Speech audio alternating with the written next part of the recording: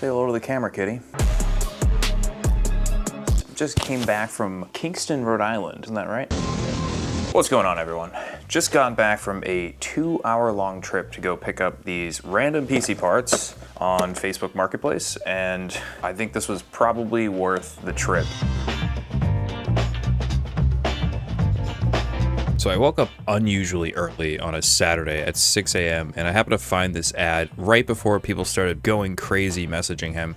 And he ended up telling me later that there was so many messages, but I saw one particular thing in the post that gave me a lot of hope, and that is the no power cord. And the reason why this is important is because it means that there's probably components and it's not just a PC case for $200, which some people might be confused about. And that's why I just went down there, no questions asked, and not only did I get what was in the case, but some other stuff that came with it. Since this box is so giant and I don't want it to take up a ton of space, I will be taking the PC out here and then bringing it into the office.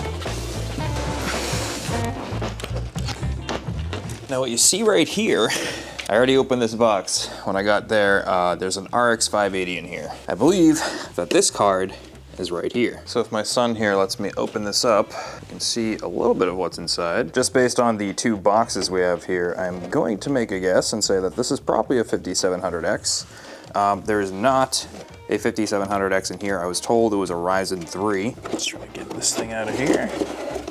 Looks like we got a couple of hard drives. I think we got to bring this to the office and tear it all down.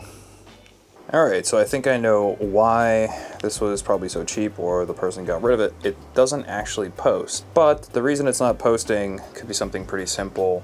I guess we'll see here in a minute. I'm gonna take one of the sticks of RAM out just to see if that's it, because it seems like the card, although it's sagging quite a bit, seems like the card wanted to post, but then it threw some error code.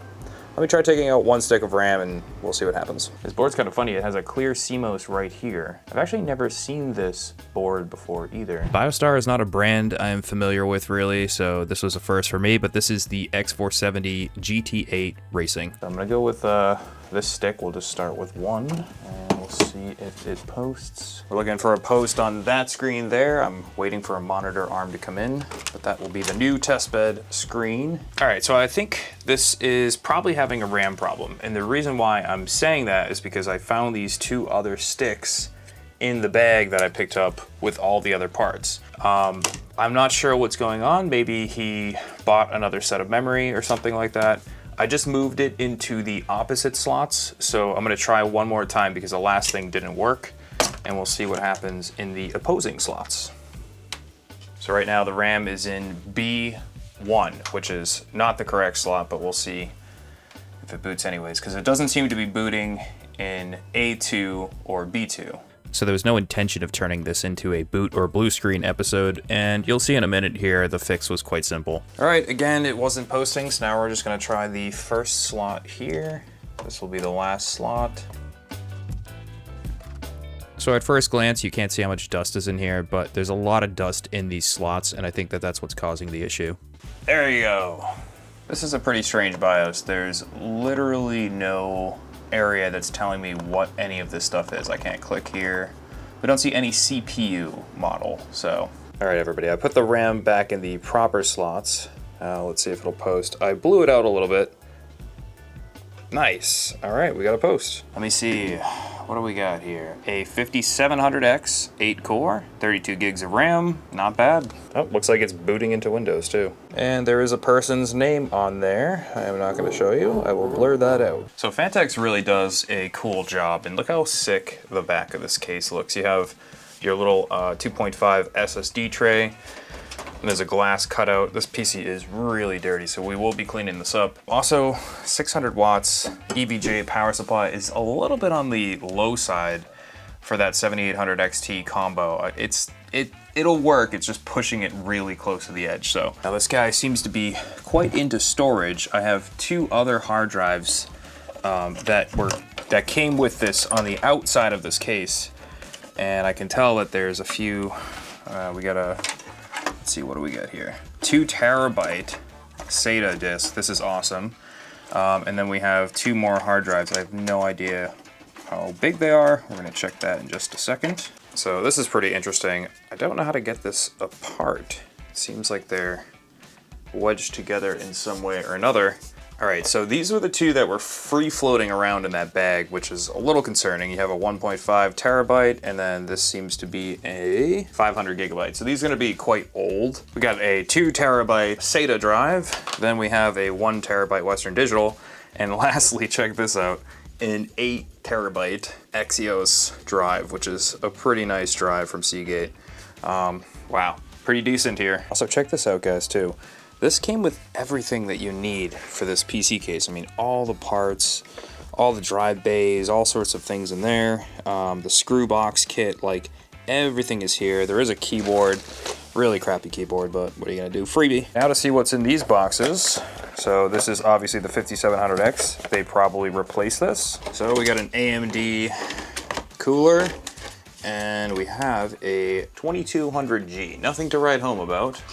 I kind of figured it was going to be an AMD card, seeing he had an AMD card already. My guess is it's a 580 or a 570. RX 580, 8 gigabytes. That's a pretty nice model, 580, even though they're not super popular anymore, but it'll still work for a super budget gaming PC. All right, guys, so basically we're going to reinstall Windows here, and then yeah, go from there. So it's actually been a couple of days since I started this project. I released a different video during that time frame.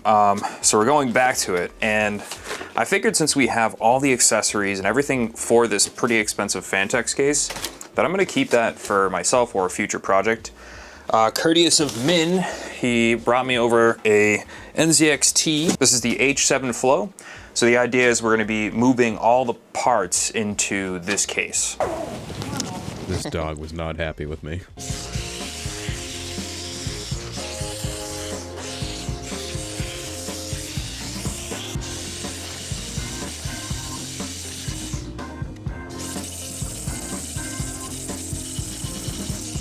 So I went to go blow the card out, and it's extremely clean. Like, clean as if it wasn't even ran for that long at all. So that's kind of interesting. The dirt is mostly on the back, but nothing in the fan blades. So there's still going to be quite a bit of dirt in this computer case, so instead of dragging all of it upstairs, I'm going to start ripping it apart down here so I can clean some of it outside again if I need to. And yeah, so we're going to be taking out the motherboard. Pretty much everything in this computer case is coming out so we can do the fresh build. So this Vitro cooler had a little dent on the top, and some of the cooler master coolers, you could just rip them right off. This one was a lot harder, and it did eventually come off, but it was kind of annoying. As for the CPU, it absolutely needs to be repasted. The paste was super old. And then onto the NVMe SSD. That actually had no cooler on top, but luckily I found some GPU screws that fit, making the cooler mountable with a new thermal pad. Hooray, no bent pins. Now it's time to pop this sucker in, screw down the board. And one thing that was weird is the motherboard header for the front I/O is totally messed up on this. It's all over the place. I don't know what you were thinking, Biostar, but luckily I had this little adapter. I'm gonna pop in the PSU. Now here's a trick I like to do with the 24 pin. I basically cut off the excess material to bond the two 8 pins together, or whatever configuration you have. That way the GPU also looks good like the 24 pin.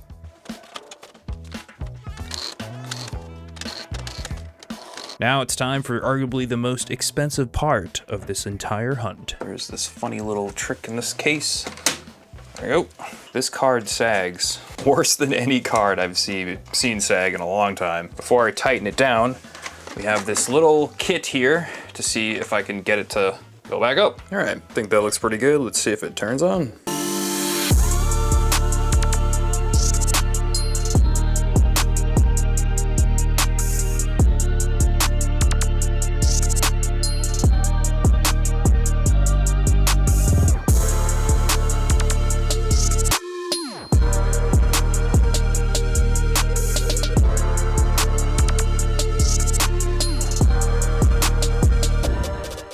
Always make sure you update your BIOS. As you can see here, we got a BIOS all the way from 2022. So one of the things I have to do before I sell a PC now is make sure TPM and Secure Boot are enabled properly. All right, so we're testing Battlefield 6. We have the high preset. We're using FSR quality, and as you can see here, we're getting over 120 FPS pretty much all the time. Probably the best outcome for this game would be a mixture of medium and high with FSR quality. But as you can tell, it looks really good.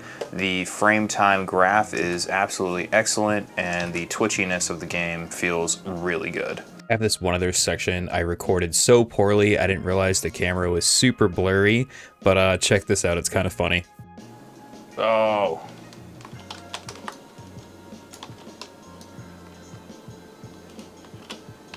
Dude, oh my god, how did I not die right there? That has to go into the video. Holy shit. Wow.